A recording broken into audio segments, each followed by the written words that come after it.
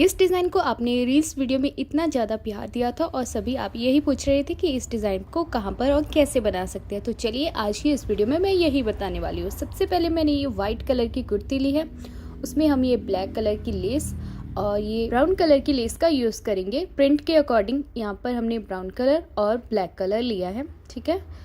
तो यहाँ पे देखिए हमने घेरे का निशान लगा कर रखा है और एक हमने लेंथ का निशान लगा कर रखा है। आपको किस साइड में बनाना है वो आप पहले डिसाइड कर लीजिए, इस साइड बनाना है या फिर उस साइड, ठीक है। एक ही साइड में ये डिज़ाइन बनने वाला है। उसके बाद मैंने ये पेस्टिंग पेपर की चौड़ी पट्टियाँ ली है।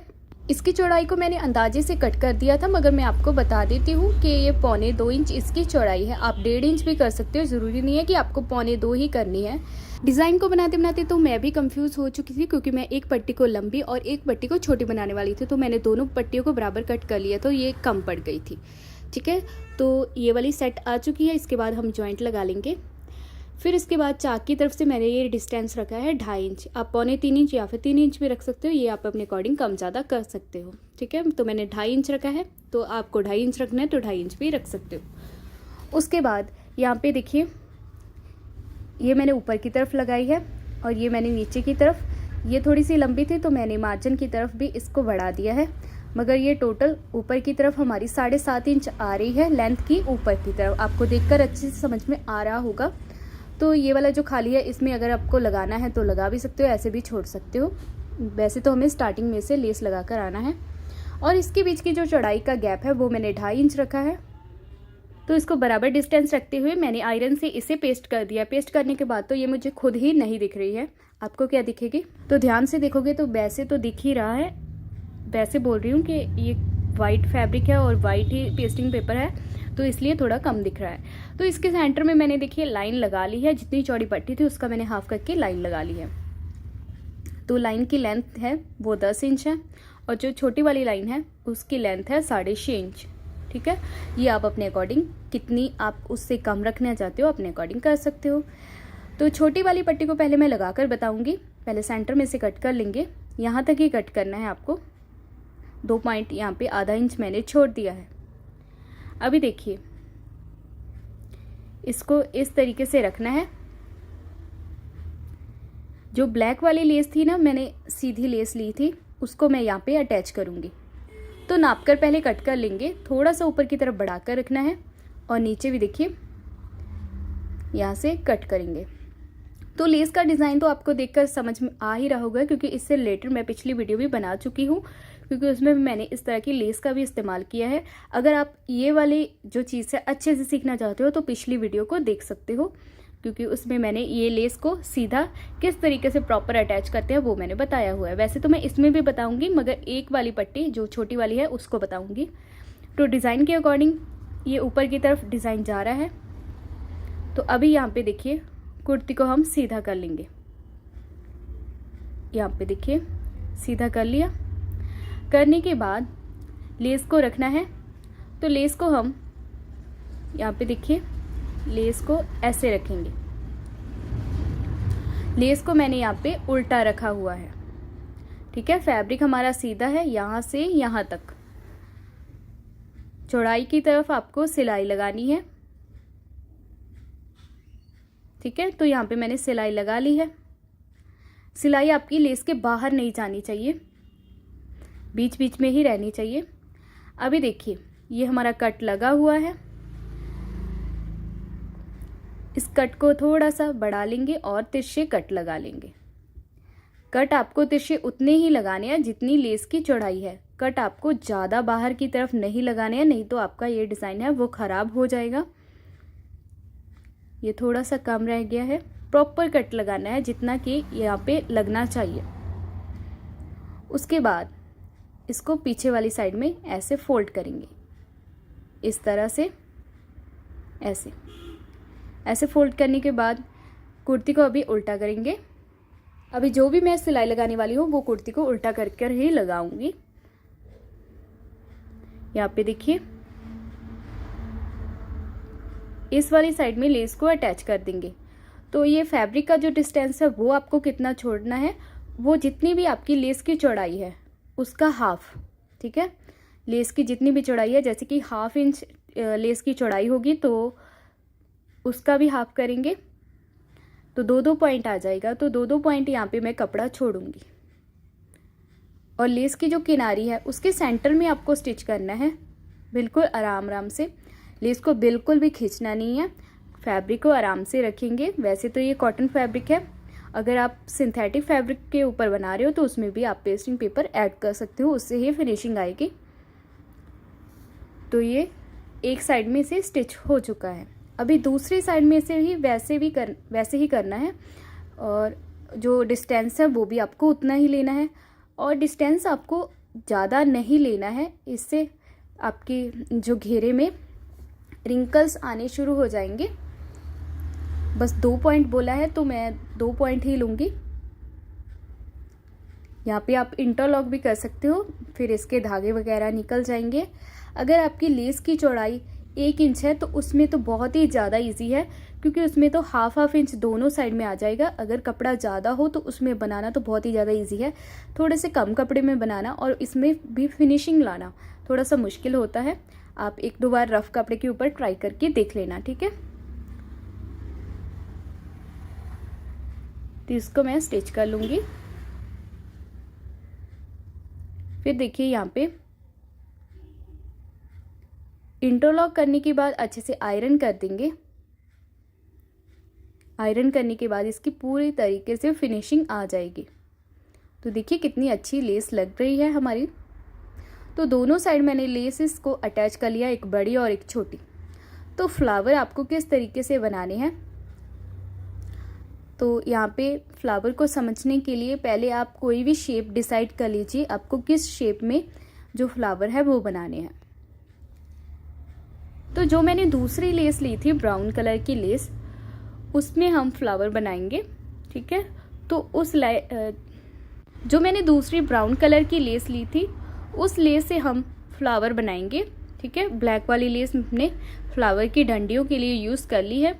अभी इस लेस की भी चौड़ाई कम है, इसको हम डबल फोल्ड करके ऐसे सेंटर में जॉइंट लगा देंगे तो इसकी चौड़ाई ज़्यादा हो जाएगी।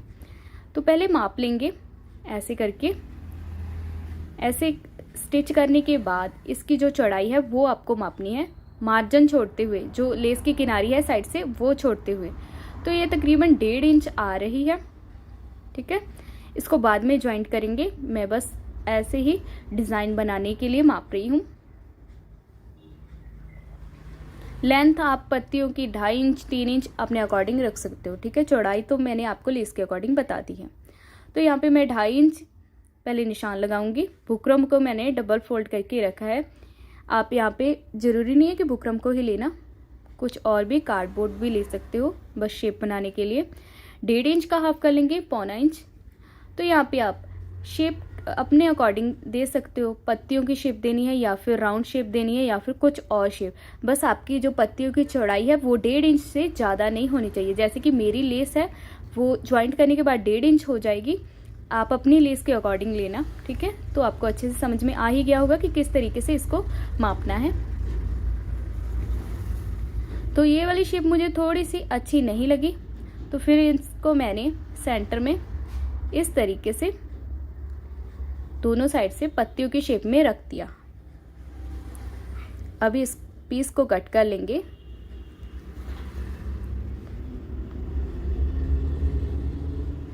ठीक है, तो इसे कट करने के बाद पेस्टिंग पेपर लेना है। चाहो तो आप पेस्टिंग वाली बुकरम भी ले सकते हो, वैसे बुकरम से डिज़ाइन बहुत ज़्यादा हार्ड हो जाएगा, तो इतना हार्ड नहीं करना है, आपको पेस्टिंग पेपर लेना है। तो पेस्टिंग पेपर को ये देखिए डंडियों के ऊपर रखना है, इस तरीके से ऊपर की तरफ 4-5 इंच आप बढ़ाकर रख सकते हो ऐसे। और जो अभी अभी मैंने बुकरम की शेप कट की है उसको मैं इसके ऊपर रखूँगी इस तरीके से। 3 पत्तियों वाला हम फ्लावर बनाएंगे ऐसे, 2 हम चौड़ाई की तरफ लगाएंगे, 1 हम लेंथ की तरफ लगाएंगे, तो 3 पत्तियों वाला हमारा फ्लावर वो बन जाएगा। तो यहाँ पे देखिए मैं सेंटर में पहले इस जो शेप को कट किया है मैंने उसको रखकर इसकी शेप में लाइन लगा लूँगी, जो भी शेप हमारी बनी है। तो पत्तियों को आपको वैसे ही रख देना है जैसे कि एक फ्लावर होता है। आप पत्तियाँ अपने अकॉर्डिंग कम ज़्यादा कर सकते हो, चौड़ाई कम करनी है वो आप अपने अकॉर्डिंग कर सकते हो, ठीक है। फिर उसके बाद देखिए इस वाली साइड में भी एक पत्ती को बना लेंगे।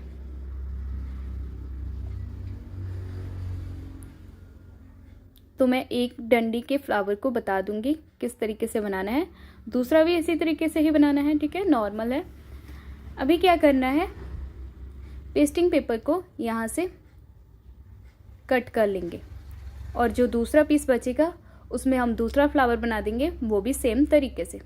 चाहो तो आप इसके ऊपर रखकर भी कट कर सकते हो ऐसे। फिर मैंने सोचा कि कहीं ख़राब ना हो जाए तो पहले एक को कट कर लेते हैं। तो इसको कट किस तरीके से करना है, यहाँ पे सेंटर पे लीफ को फोल्ड करेंगे। फोल्ड करते हुए जैसे कि हमने बुकरम के पीस को कट किया था उसी तरीके से इसे भी कट कर लेना है। एक को कट हो गया, उसके बाद यहाँ पे जो चौड़ाई वाला फ्लावर है उन दोनों को मिलाते हुए ऐसे फोल्ड कर लेना है। अगर आपका निशान आगे पीछे हो रहा है कोई बात नहीं है, आपकी जो शेप है वो अच्छी बननी चाहिए, बस आप अपने अकॉर्डिंग इसे कट कर लें। थोड़ी सी आगे पीछे होगी, ज़्यादा आगे पीछे नहीं होगी। तो ये फ्लावर हमारा पेस्टिंग पेपर के ऊपर कट हो चुका है, तो इसे अटैच करेंगे कुर्ती की बैक साइड में। यहाँ पर मैं वैसे आपको रखकर बता रही हूँ कि ये वाली डंडी के ऊपर आपको कितना रखना है, तो इसे भी कट कर लेंगे। अभी अटैच करेंगे, कुर्ती को उल्टी साइड में रख लेंगे इस तरह से। एक बार आपका फ्लावर बन जाए उसके बाद अगर आपका पेस्टिंग पेपर उतर भी जाता है तो भी कोई बात नहीं है, ठीक है। तो थोड़ा थोड़ा सा इसको कट कर लेंगे इसी शेप में ऐसे, ठीक है। आपको कितना जो हमने डंडी बनाई हुई है कितना आपको कट करना है वो आप अपने अकॉर्डिंग देख लेना। तो इसको पेस्ट करने के बाद यहाँ पे सेंटर में से कट करके ऊपर की तरफ छोटे छोटे से कट लगाकर फोल्ड कर देना। एक मैंने नहीं कट किया था तो मैं आपको सिखा देती हूँ। पहले आपको थोड़ा थोड़ा सा फैब्रिक छोड़ते हुए एक एक पैर का मैंने फैब्रिक छोड़ दिया है, उसके बीच में जो अलग से फैब्रिक होगा उसको कट कर देंगे, ठीक है। कट लगाएंगे छोटे छोटे, और ये कट आपके पेस्टिंग पेपर के बाहर की तरफ नहीं जाने चाहिए, और जो कॉर्नर होंगे उसमें तो आपको ध्यान से ही कट लगाना है।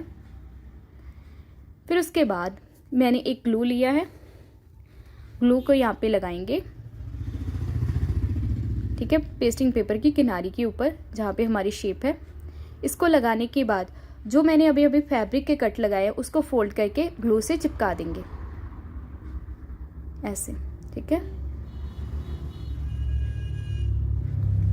आराम से चिपकाते हुए जाना है। अगर आपके जो कट है वो सही लगे होंगे, ठीक है, जैसे कि मैंने अभी अभी बोला है कि जो पेस्टिंग पेपर है उसके बिल्कुल लास्ट में आपको कट करना है, पेस्टिंग पेपर को बिल्कुल कट नहीं करना है।